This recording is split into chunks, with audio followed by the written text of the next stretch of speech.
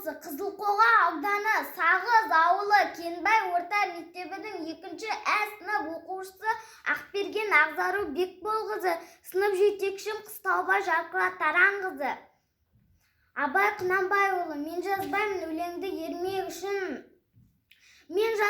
өлеңді ермек үшін, жоқ барды ертегіні термек үшін, көкірегі сезімді тіл орамды, жаздым үлгі жастарға бермек үшін, бұл сөзді тасырықпас талаптығар, көңілімнің көзі ашық сергек үшін, түзу кел қисық қыңыр, қырын келмей, сыртын танып іс бітпес сырын көрмей, шу дегенде құлағың тосан сүйді, өскен соң мұндай сөзді бірін көрмей, таң қаламын алдыңға айтқандық бай, және айта бер дейді жұрт тыным бермей, сөз айтты мәзірет әлі айда қарсыз, мұнда жоқ алтын иек саралағыз.